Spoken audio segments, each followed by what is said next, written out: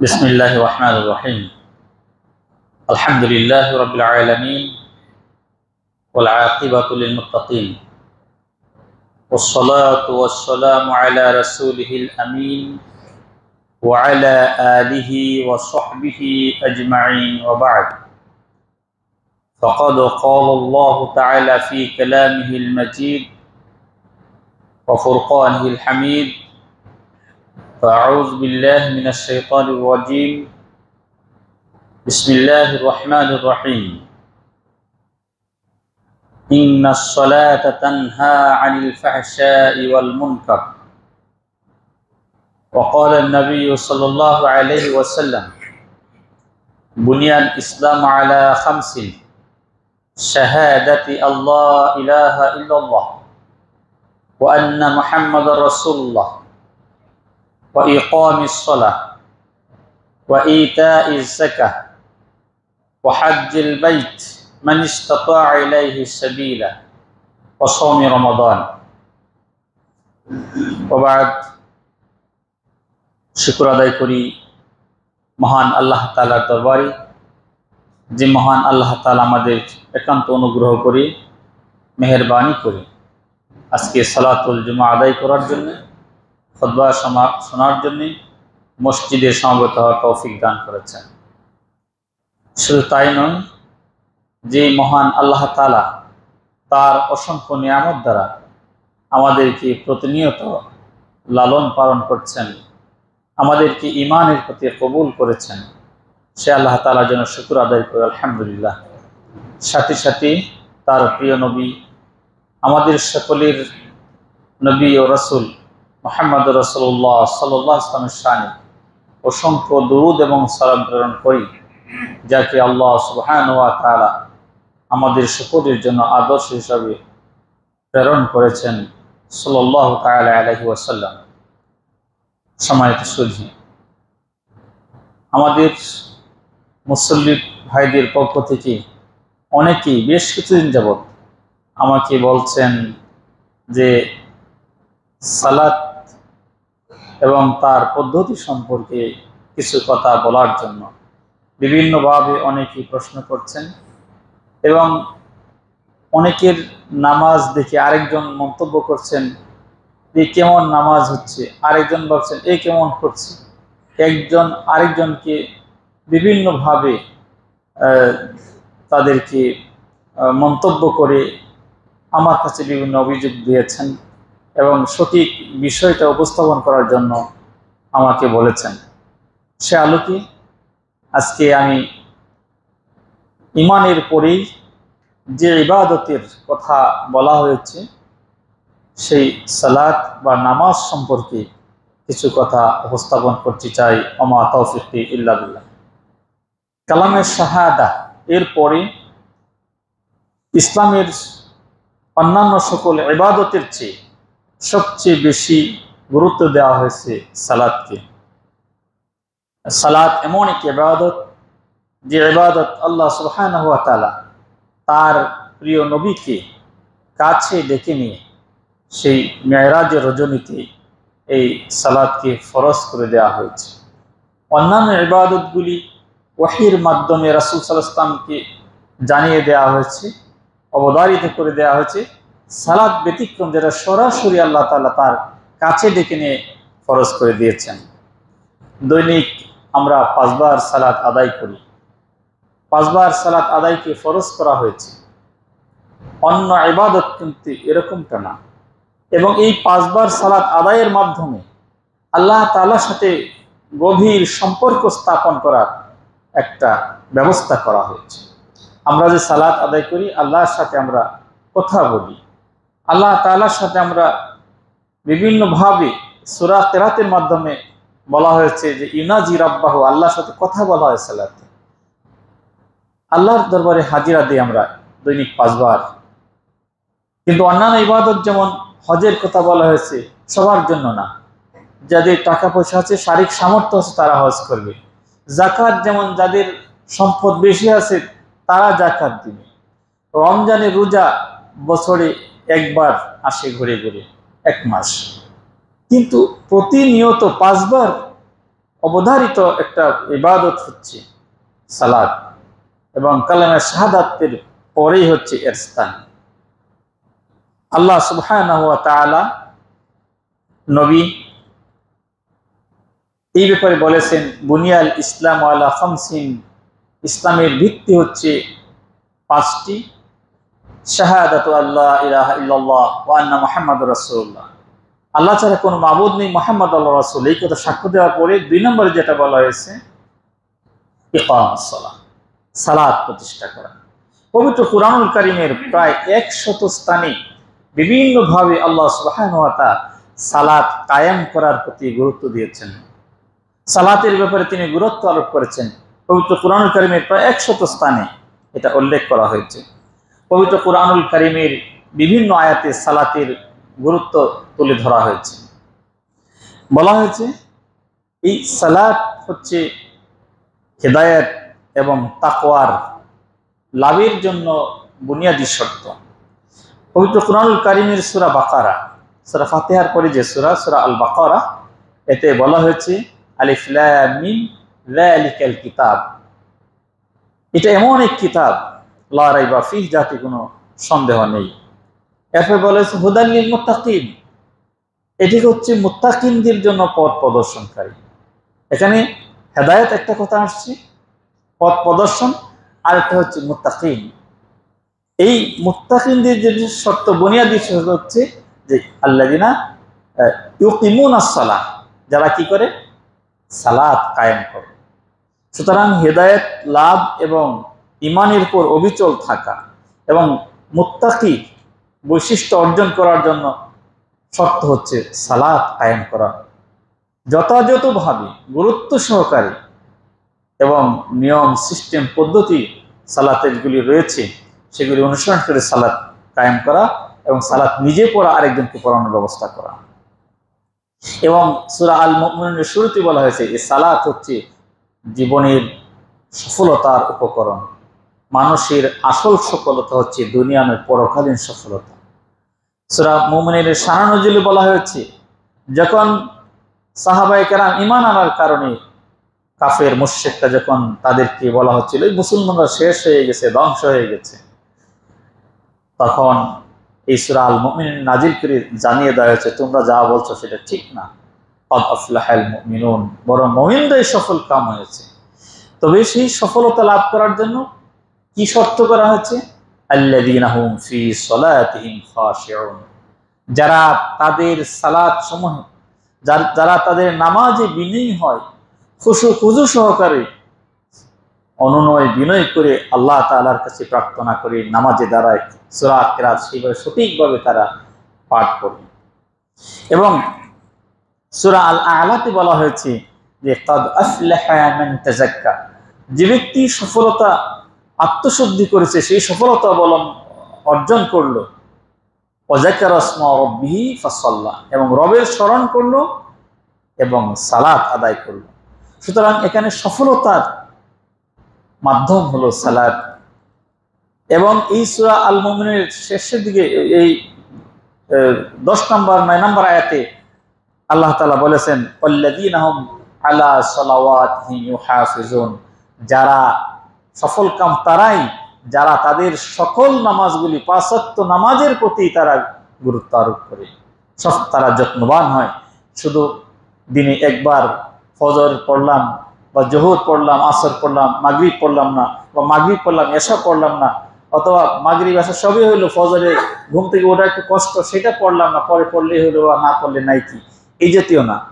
এই সফলতা লাভ করার জন্য বলা হয়েছে, এত গুরুত্ব দেওয়া হয়েছে সালাতের ব্যাপারে।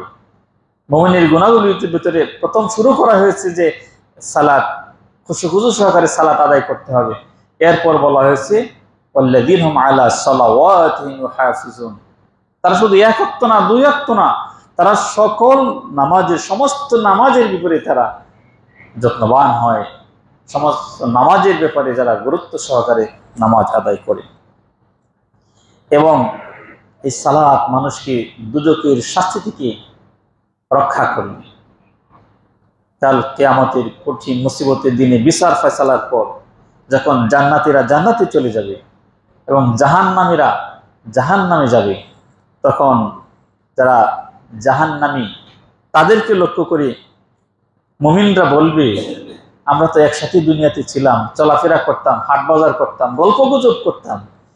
তারা বলবে, মা সালাকাকুম ফি সাকার, হে ভাই দোজখবাসীরা, কোন জিনিস কি কারণে তোমরা দুজকে গিয়েছো, তোমাদের দুজকের কারণটা কি? তখন তারা বলবে, ক্বালু লাম নাকু মিনাল মুসাল্লিন, তারা বলবে আমরা তো নামাজ আদায় করতাম না। সেই নামাজ আদায় না করার কারণে, সালাতের প্রতি গুরুত্ব আরোপ না করার কারণে আজকে আমাদেরকে দুজকে প্রবেশ করতে হয়েছে। এই কোরআনুল কারীমের সূরা মুদ্দাসসিরের 42-43 নম্বর আয়াত।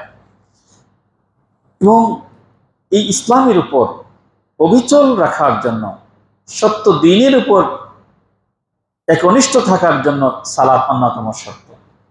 এই সূরা আল বাইয়িনাতে 5 নম্বর আয়াতে আল্লাহ তাআলা বলেছেন, ওমা উমিরু ইল্লা লিয়াবুদুল্লাহ মুখলিসিনা লাহুদ্দিন, তাদেরকে নির্দেশ দেওয়া হয়েছে তারা একমাত্র আল্লাহর ইবাদত করবে দ্বীনের প্রতি একনিষ্ঠ হয়ে।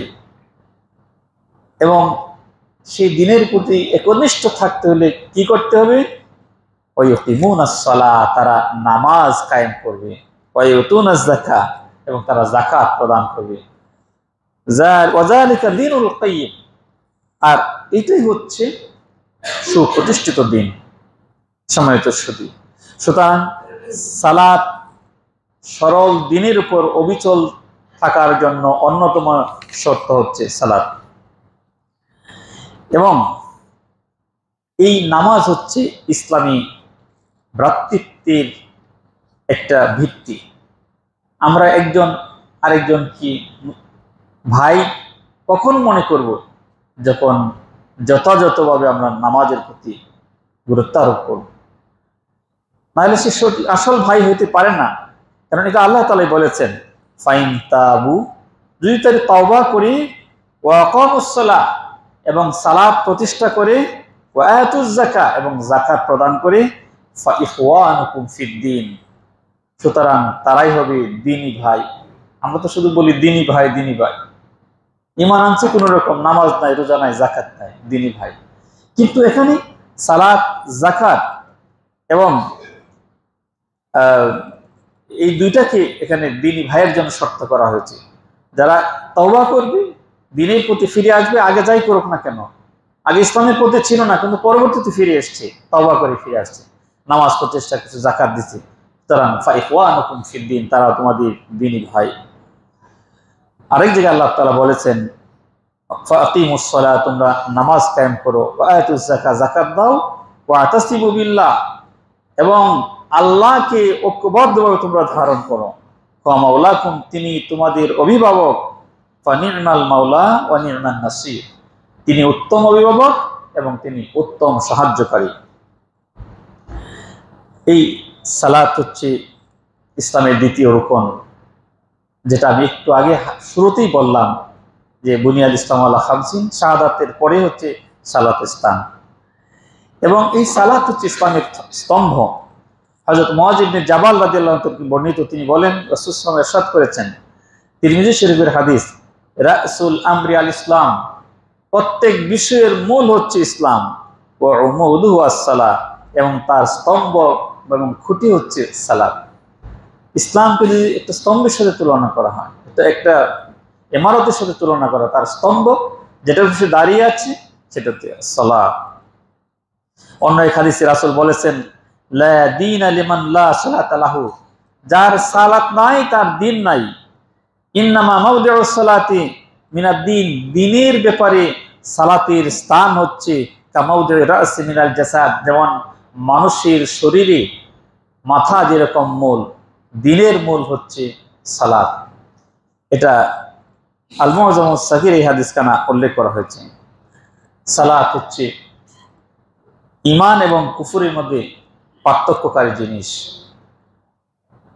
রাসূল বলেছেন, নাসাই শরীফ হাদিস খানে এসেছে, ইন্না বাইনার রাজুলি ওয়া বাইনাশ শিরক, একজন ব্যক্তি, একজন মুমিন এবং শিরিক এবং কুফর, এর ভিতরে পার্থক্য হচ্ছে তারকুস সালাহ, নামাজ ছেড়ে দেওয়া। যে নামাজ ছেড়ে দেয় সে কাফের, মুশরিকদের অন্তর্ভুক্ত। যে নামাজ আদায় করে, নামাজ কায়েম করে, সে হচ্ছে মুমিন। সুতরাং একজন মুমিন, মুশরিক এবং কাফের এর ভিতরে পার্থক্য হচ্ছে নামাজ। আরেকটি হাদিসে এসেছে, রাসূল বলেছেন, ইজা রাআইতুমুর রাজুল, যখন তোমরা কোনো ব্যক্তিকে দেখবে, ইয়াতাআহাদুল মসজিদ, মসজিদে যাতায়াত করে, মসজিদে আসা যাওয়া করে সালাত আদায়ের জন্য, ফাশহাদু লাহু বিল ঈমান, তাহলে তোমরা ঈমানের ব্যাপারে সাক্ষ্য দাও, এই লোকটার ঈমান ঠিক আছে। এটা বলা যায় যে লোকটা প্রতিনিয়ত যত্ন সহকারে নামাজ আদায় করে, পাঁচ ওয়াক্ত নামাজ জামাতের সাথে আদায় করে, ভিতরে ভিতরে নেফাকি থাকতে পারে, কিন্তু স্বাভাবিকভাবে আমরা তাকে মুসলমান বলবো, ঈমানদার বলবো। কারণ আল্লাহ রাসূল বলেছেন, যদি এরকম নিয়মিত যাতায়াত করে মসজিদে, তাকে ঈমানের সাক্ষ্য দাও। ফাইন্নাল্লাহ ইয়াকুল, কারণ আল্লাহ তাআলাই বলেছেন, ইন্নামা ইয়া'মুরু মাসাজিদাল্লাহ মান আমানা বিল্লাহ, যে মসজিদকে আবাদ করে সে আল্লাহর প্রতি ঈমান আনে। যে নামাজে আসলো, মসজিদ সুন্দর করে, দুঃখজনক হলেও সত্য, একটা মসজিদকে উল্লেখ করে ফেলি। ওই দিন একজন বলল যে আলিয়ারপুর গ্রামের পাশে ওই যে মুর্তজাপুর ঢুক্তিবোধর, এখানে একটা মসজিদ নির্মাণ করা হয়েছে, এখানে আজান হয় না, নামাজ হয় না। আশ্চর্য ব্যাপার, কি সুন্দর মসজিদ বানিয়ে রাখা হয়েছে। এখানে আশপাশে কত বাড়ি আছে, ম্যাক্সিমাম অধিকাংশ আহাল তারা হচ্ছে মুসলিম, অথচ সেখানে আজান নাই, নামাজ নাই। দূর থেকে একজনে সেখানে আজান দেয়, সে বললো খুব মায়া লাগে দেখতে, আসলে মসজিদটা খালি খালি পড়ে থাকে। বা একজন আজান কোন রকম দিল, জামাত কায়েম হওয়ার মতো কোনো সুযোগ সেখানে নেই, কোনো মুসল্লি নেই, অনেক সময় মিল যায়। তাহলে এটি কিসের আলামত? তাহলে এখানে যারা ইমানদার আছে বলতেছে আমরা ইমানদার, কিসের ইমানদার তারা হইল? আল্লাহ তো বলছেন, ইন্নামা ইয়া'মুরু মাসাজিদিল্লাহ, যারা মসজিদ আবাদ করে তারা ইমানদার, এটা আল্লাহ তাআলা বলছেন। মান আমানা বিল্লাহ, যে আল্লাহর প্রতি ঈমান আনে সে মসজিদ আবাদ করে, শুধু তারাই মসজিদ আবাদ করে। তাহলে কিসের মসজিদ আমরা নির্মাণ করে কি করছি? নামাজ নাই, আজান নাই, ইকামত নাই, জামাত নাই, অথচ আমরা সেখানে মসজিদ বানিয়ে রেখেছি, টাকা আছে, মসজিদ হয়ে গেছে, কিন্তু মসজিদে আবাদ নাই। এই সালাত হচ্ছে একজন মুসলমানকে, একজন নাগরিককে নিরাপত্তা প্রদান করে। হযরত আবু দারদা রাদিয়াল্লাহু থেকে বর্ণিত, তিনি বলেন, রাসূল সাল্লাল্লাহু আলাইহি ওয়াসাল্লাম একদিন তাকে উপদেশ দিতে যেয়ে বললেন, আল্লাহ তুশরিক বিল্লাহি শাইআ, হে আবু দারদা, তুমি আল্লাহর সাথে কখনো শরীক করবে না। ওয়াইন কুত্তিতা ওয়া হুরিতা, যদি তোমাকে কেটে টুকরো টুকরো করা হয়, তোমার শরীরে আগুন জ্বালিয়ে তোমাকে পুড়িয়ে ছাই বানিয়ে দেওয়া হয়, আল্লাহর সাথে শরীক করবে না। খুব মারাত্মক কথা রাসূল বলেছেন। ওয়ালা তাতরুক সালাতান মাকতুবাতান, ফরজ নামাজ অন্ততপক্ষে কখনো ছেড়ে দিবে না। নফল ছেড়ে দিলে সেটা গুনাহ হবে না, সব থেকে বঞ্চিত হবে, কিন্তু ফরজ নামাজ কখনো ছাড়বে না। মুতাআম্মিদান, ইচ্ছাকৃতভাবে, নিরুপায় সেটা ভিন্ন কথা। সামান তারাকাহা মুতাআম্মিদান, যে ব্যক্তি এই ফরজ নামাজকে ইচ্ছাকৃতভাবে ছেড়ে দিল, ফাকাত বারিআত মিনহু জিম্মা, সে জিম্মাদারি থেকে সে নিজেকে মুক্ত করে নিল, মানে তার সে নিরাপত্তা থেকে, সে কোনো নিরাপত্তা তার নাই। দুজক তার জন্য অপেক্ষা করছে, তার নিরাপত্তা নাই। আগুন দাউ দাউ করে তার জন্য অপেক্ষা করছে যে আসো, তুমি কালে আসো, মৃত্যুর পরে আমার কাছে আসো। এই নিরাপত্তার জন্য, দুজক থেকে মুক্তি লাভের জন্য সালাত হচ্ছে অন্যতম মাধ্যম। এরপর এই সালাতের মাধ্যমে একজন মুমিন ব্যক্তি, ইমানদার ব্যক্তি আল্লাহর সাথে কথা বলে। হাদিস শরীফে এসেছে, সহিহ বুখারীতে হাদিসটা এসেছে, আবু হুরায়রা থেকে বর্ণিত হাদিস, রাসূল বলেছেন, ইযা কামা আহাদুকুম ইলাস সালাহ, যখন তোমাদের কেউ নামাজের মাঝে দাঁড়ায়, ফালা ইয়াবসুক আমামাহু, সামনের দিকে যে সে থুতু না ফেলে, ফাইন্নামা ইউনাজিল্লাহ, কারণ সে যখন নামাজে থাকে সে আল্লাহর সাথে কথা বলে, চোখে চোখে কথা বলে, মাদামা ফি মুসাল্লাহ, যতক্ষণ সে নামাজের ভিতরে থাকে। সুতরাং নামাজে দাঁড়িয়ে থুতু ফেলা এটা নিষেধ, বিশেষ করে ডান দিকে এবং বাম দিকে। ডান দিকে হাদিসে উল্লেখ আছে ফেরেশতারা থাকে, তখন সেখানে ফেরেশতা, তো আমাদের বর্তমানে সমাজে যে মসজিদ, সেখানে থুতু ফেলার তো সুযোগই নেই, আগের থেকে সে মুখ পরিষ্কার করে আসতে হবে। তখনকার সময় হয়তো মাটির ঘর ছিল, বালি ছিল নিচে, যদি থুতু ফেলতে বাধ্যই হয়, তাহলে সে যেন নিজের পায়ের নিচে মাটিতে পুঁতে ফেলে, অথবা বাম দিকে ফেলে, এরকম হাদিসে উল্লেখ আছে, সুযোগ রয়েছে। তাই বলে বর্তমানে কিন্তু সেই সুযোগটা নেই, এটা কেউ করা যাবে না। এবং আমরা যে সূরা ফাতিহা পড়ি, প্রত্যেকটা আয়াত তেলাওয়াতের সাথে সাথে সেখানে আল্লাহ তাআলা জবাব দেন। যখন আমরা বলি আলহামদুলিল্লাহ, তখন আল্লাহ বলেন হামিদানি রব, হামিদানি আব্দি, আমার বান্দা আমার প্রশংসা করেছে। এরকম আল্লাহ সাথে কথোপকথন হয় এই নামাজের মাধ্যমে। সম্মানিত হাজরিন, রাসূল সাল্লাল্লাহু আলাইহি ওয়াসাল্লামের ইন্তেকালের সময় সর্বশেষ যে ওসিয়ত ছিল সেটা হচ্ছে সালাত। হাদিস শরীফে এসেছে, হযরত আলী ইবনে আবি তালিব রাদিয়াল্লাহু আনহু থেকে বর্ণিত হাদিস, কানা আখিরু কালামিন নবী সাল্লাল্লাহু আলাইহি ওয়াসাল্লাম, রাসূলের জীবনের শেষ বাণী ছিল আসসালাহ ওয়া মা মালাকাত আইমানুকুম, নামাজ এবং তোমাদের অধীনস্থ যারা আছে তাদের ব্যাপারে তোমরা সাবধান হও। এবং তিনি নামাজের প্রতি এতই গুরুত্ব আরোপ করেছেন, ছোট্ট ছোট্ট বাচ্চাদেরকে তিনি নির্দেশ দিতে বলেছেন। তিনি বলেছেন মুরু আওলাদাকুম, তোমাদের সন্তানদেরকে তোমরা নির্দেশ দাও বিসসালাহ, নামাজের ব্যাপারে, ওহুম আবনাউ সাব'i সিনিন, যতক্ষণ তাদের বয়স 7 বছর হয়। ওয়াদরিবুহুম আলাইহা, এই নামাজের ব্যাপারে তোমরা তাদেরকে প্রয়োজনে মারধর করবে। আমরা পড়াশোনার জন্য মারধর করি, শাসন করি, কত কিছুই করি, কত পদক্ষেপ গ্রহণ করি, মাস্টার রেখে দিই ছাত্রের লেখাপড়ার উন্নতির জন্য, ছেলে মেয়েদের লেখাপড়ার উন্নতির জন্য, কিন্তু নামাজের ব্যাপারে কিন্তু সেরকম আমরা সাবধান হই না। ওয়াহুম আবনাউ আশরিন, যখন তাদের বয়স 10 হয়ে যায় তখন তাদেরকে মারধর করতে বলা হয়েছে। সম্মানিত হাজরিন, রাসূল বলেছেন খামসু সালাওয়াতিন, 5 ওয়াক্ত নামাজ, কাতাবা হুন্নাল্লাহ আলাল ইবাদ, বান্দার প্রতি আল্লাহ ফরজ করে দিয়েছেন। সুতরাং সালাতের ব্যাপারে আল্লাহর নবী স্বয়ং আল্লাহ যেভাবে কোরআনুল কারিমে এই আয়াতগুলো থেকে পরিষ্কার হয়ে তিনি আমাদের গুরুত্ব আরোপ করেছেন, সালাতের প্রতি গুরুত্ব দিয়েছেন, আমরা কিন্তু সেভাবে গুরুত্ব দিই না। এবং এই সালাতের অনেক ফজিলতের কথা বিভিন্ন হাদিস উল্লেখ করা হয়েছে, কোরআনুল কারিমে উল্লেখ করা হয়েছে। আমি আমার খুতবার শুরুতেই যে আয়াত পাঠ করেছিলাম, বলেছিলাম ইন্নাস সালাহ, নিশ্চয়ই নামাজ, তানহা, বিরত রাখে মানুষদের, আনিল ফাহশা, সকল প্রকার অশ্লীলতা, বেহায়াপনা থেকে, ওয়াল মুনকার, সকল প্রকার ঘৃণিত যত প্রকার নিন্দনীয় যত প্রকারের কাজ আছে সকল প্রকার কাজ থেকে। সুতরাং নামাজের প্রতি আমরা গুরুত্ব আরোপ করব। ফজিলতের ব্যাপারে আল্লাহ তাআলা বলেছেন ওয়াল মুমিনুনা ওয়াল মুমিনাত, একজন মুমিন এবং একজন মুমিন বা'দুহুম আউলিয়া বা'দ, তারা পরস্পরের বন্ধু। ইয়া'মুরুনা বিল মা'রুফ, তারা সৎ কাজের আদেশ করে, ওয়া ইয়ানহাউনা আনিল মুনকার, অসৎ কাজ থেকে তারা বিরত রাখে। ওয়া ইউকিমুনাস সালাহ, এবং তারা সালাত কায়েম করে, ওয়া ইউতুনাজ যাকাত, এবং তারা যাকাত দেয়। ওয়া ইউতুনাল্লাহা ওয়া রাসূলাহু, তারা আল্লাহ এবং রাসূলের আনুগত্য করে।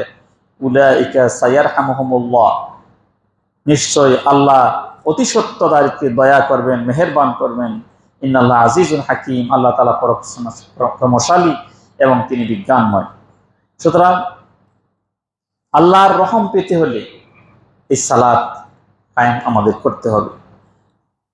আল্লাহ তাআলা নবী বলেছেন ইযা আরাআইতুম লাউ আন্না নাহরান বিবাবি আহাদিকুম, তোমরা কি মনে করো হে সাহাবীরা, যদি তোমাদের কারো বাড়ির সামনে একটা নদী থাকে, ইয়াগতাসিলু ফিহি কুল্লা ইয়াউমিন খামসান, সেই নদীতে প্রত্যেকদিন 5 বার গোসল করা হয়।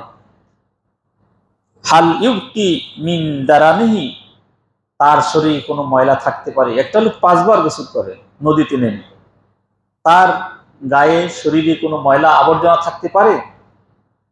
ক্বালু, সাহাবায়ে কেরাম বললেন লা ইউকি মিন দারানিহি শাইআন, তার শরীরে কোনো ময়লা আবর্জনা থাকতে পারে না।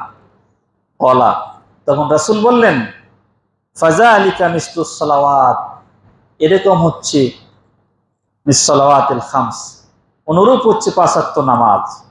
ইয়ামহুল্লাহু বিহিল খাতায়া, এই 5 বার নামাজ পড়ার মাধ্যমে আল্লাহ তাআলার ওই ব্যক্তির তার অপরাধগুলো আল্লাহ তাআলা মার্জনা করে দেন। সুতরাং 5 বার নামাজ পড়লে আমরা পাপ মুক্ত হয়ে যাচ্ছি, আমরা নিষ্পাপ হয়ে যাচ্ছি। যেমনি নাকি একজন মানুষ গোসল করার কারণে, 5 বার গোসল করার কারণে তার শরীরটা পরিষ্কার হয়ে পরিচ্ছন্ন হয়ে যায়।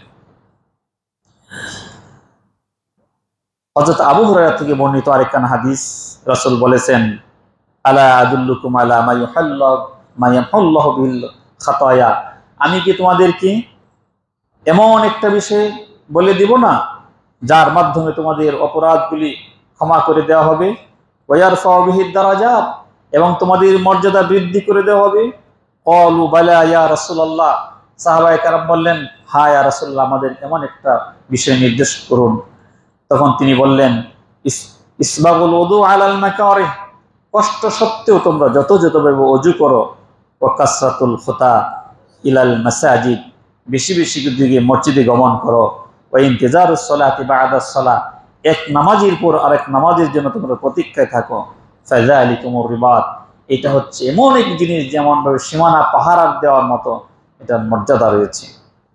হযরত বুরাইদা থেকে বর্ণিত, তিনি বলছেন, রাসূল সাল্লাল্লাহু আলাইহি ওয়াসাল্লাম ইরশাদ করেছেন, বাশশিরিল মাশাইনা ফিজ যুলমি ইলাল মাসাজিদ, তোমরা হে বুরাইদা, যারা মসজিদের দিকে অন্ধকার রাত্রিতে ভ্রমণ করে এশার নামাজে যায়, ফজরের নামাজে যায়, অন্ধকারের ভিতরে হয়তো বিদ্যুৎ চলে গেছে, তারপরে কষ্ট করে উঠে ওযু করে এবং অন্ধকার রাস্তা অতিক্রম করে করে মসজিদের দিকে যায়, বিন্নুরিত তাম ইয়াউমাল কিয়ামা, কাল কিয়ামতের কঠিন মুসিবতের দিনে যখন অন্ধকার, গুটগুটি অন্ধকার, সেই ব্যক্তির জন্য পরিপূর্ণ নূর আলোর তাকে সুসংবাদ প্রদান করুন।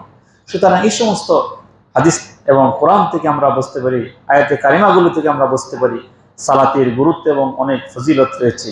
সুতরাং আমাদের একজন মুমিন হিসাবে, মুসলিম হিসাবে, রাসূলের একজন উম্মত হিসাবে আমাদেরকে যথাযথ গুরুত্ব আরোপ করে এই ফজিলতগুলি অর্জনের জন্য, মর্যাদাগুলি অর্জনের জন্য আমরা সালাতের প্রতি সবাই যত্নবান হব। আল্লাহ তাআলা আমাদের তৌফিক দান করুন। ওয়া সাল্লাল্লাহু তাআলা আলা খায়রি খালকিহি মুহাম্মাদ ওয়া আলা আলিহি ওয়া সাহবিহি আজমাইন।